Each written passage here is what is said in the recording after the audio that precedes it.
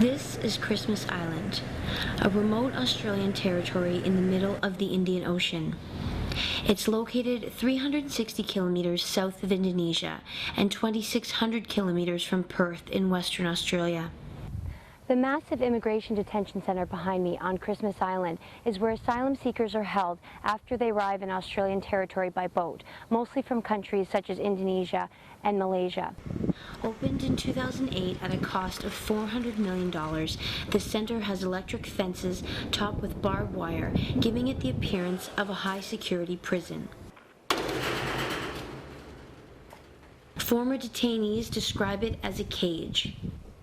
I myself was a little bit depressed because detention is detention. Well, it was safe, but it's like a cage.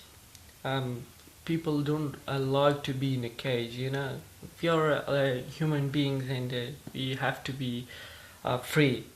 Refugee advocates give it an even harsher name.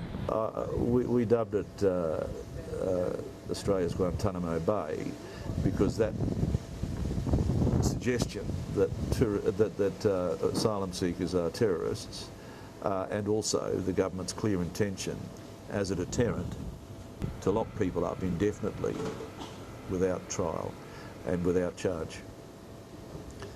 It's only worse if you're an asylum seeker.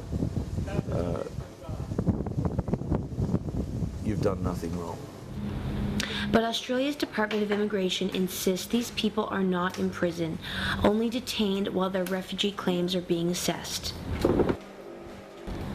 While at Christmas Island, the detainees can take English classes, go to the gym, use computers in the internet room to connect with family back home, and they're taken on excursions outside the compound. There were 840 men in detention during this visit in early September. But the flow of boats to Christmas Island is constant and unpredictable, which means overcrowding with numbers up to 2,000 is a constant issue. We saw them roaming the facility with Molotov cocktails. It's an issue which led to fiery riots in March 2011. The Immigration Department is trying to process people faster to limit their time in this remote facility. Over time, we've recognized in recent years that with overcrowded conditions on Christmas Island, which resulted in non-compliant behavior, riot, and some serious vandalism, some serious damage, that it was in all of our best interests that we maintain numbers at a manageable level. The underlying tensions here are rather high because the men have been told if they've arrived after August 13th, they run the risk of being processed offshore on Nauru. The hope is that it will deter asylum seekers from getting on dangerous boats, a journey which has killed 604 people since October 2009. Many Christmas Island residents are traumatized by the incident of December 15th, 2010, when a boat carrying up to 100 asylum seekers crashed on the jagged rocks, killing an estimated 50 people.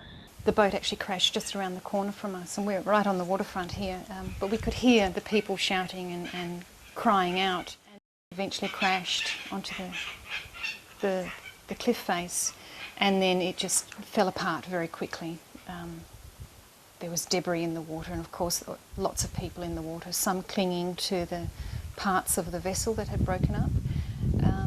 But everybody witnessed people drowning in front of us.